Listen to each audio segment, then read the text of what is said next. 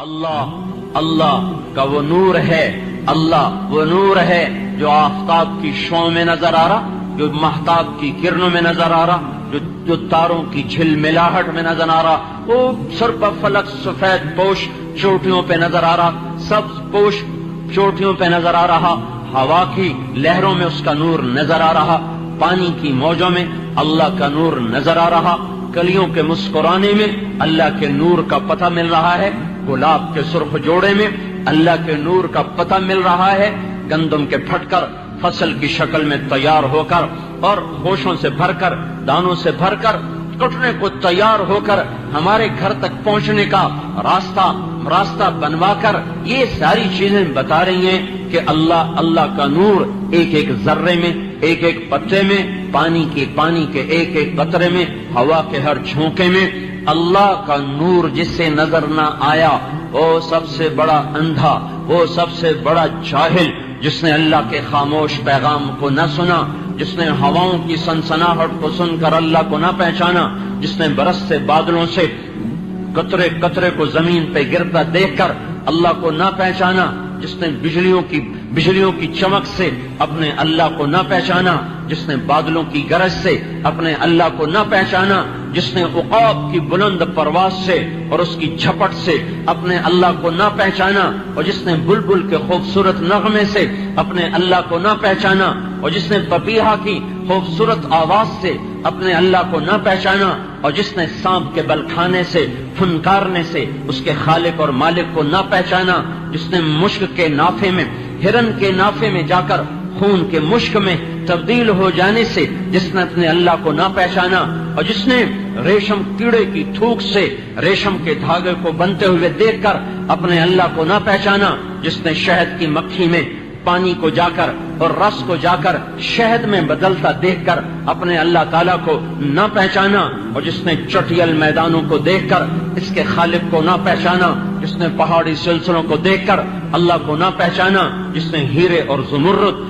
جوہر اور لال کو دیکھ کر، زمرد اور پکھراج اور یاقوت اور عقیق کے حسن و جمال کو دیکھ کر جس نے اللہ کو نہ پہچانا، جس نے صدف میں جانے والے پانی کے قطرات کو موتیوں میں بدلتا دیکھ کر پھر بھی جس نے اللہ کو نہ پہچانا، جس نے بے زبان، بے جان، درخت، لکڑی، خاموش، بے عقل، بے سمجھ، نا سمجھ، پر جو ہی اپریل، مارچ، فروری کا موسم آیا، آم نے آنکھیں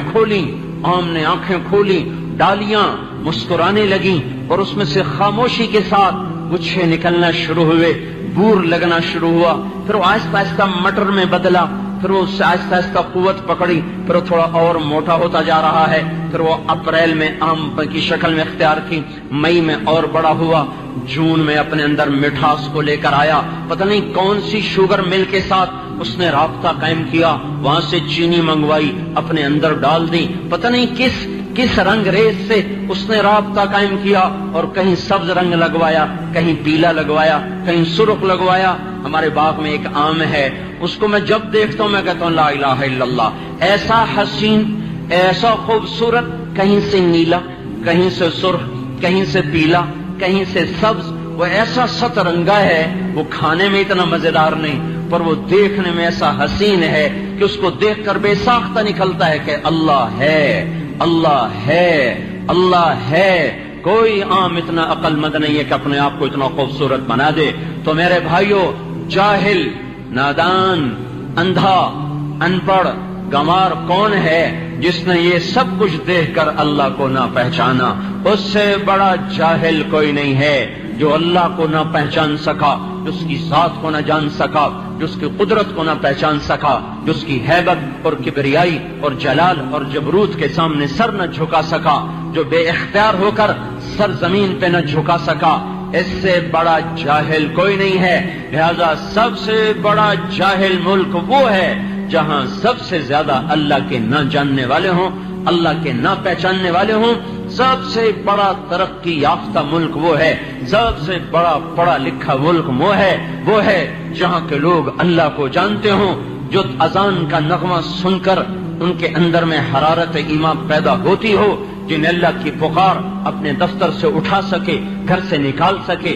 چولہے سے ہٹا سکے، مل سے نکال سکے، فیکٹری سے نکال سکے، کاروبار سے نکال سکے، انجمن سے نکال سکے، بزم سے اٹھا سکے، نیند سے جگا سکے، وہ لوگ ہیں پڑھے لکھے، وہ لوگ ہیں سمجھدار جو اللہ کا پیغام سمجھتے ہیں۔ ایک چھوٹے سے افسر کا پیغام تو سمجھا، انگریزی کے چند جملوں کو سمجھا، کچھ سائنسی تعبیرات کو سمجھا، تو پی ایچ ڈی کی ڈگریاں لے کر علامہ کا خطاب پایا۔ نہ میرے اللہ کو سمجھا، نہ اللہ اکبر کو سمجھا، نہ اشہد ان لا الہ الا اللہ کو سمجھا، نہ اشہد ان محمد رسول اللہ کو سمجھا، نہ حی علی الصلاۃ کو سن کر کان پہ جو رنگی، نہ حی علی الفلاح کو سن کر طبیعت میں مستی آئی، نہ اللہ اکبر کی صدا پر کو وہ ہلا، نہ لا الہ الا اللہ پر اپنی جگہ سے اکھڑا۔ تو میرے اللہ کی قسم، اس سے بڑا جاہل دنیا میں کوئی نہیں، اس سے بڑا ان پڑھ دنیا میں کوئی نہیں، اس سے بڑا گنوار دنیا میں کوئی نہیں، جسے اذان اٹھا نہ سکے، جسے لا الہ الا اللہ بے قرار نہ کر سکے،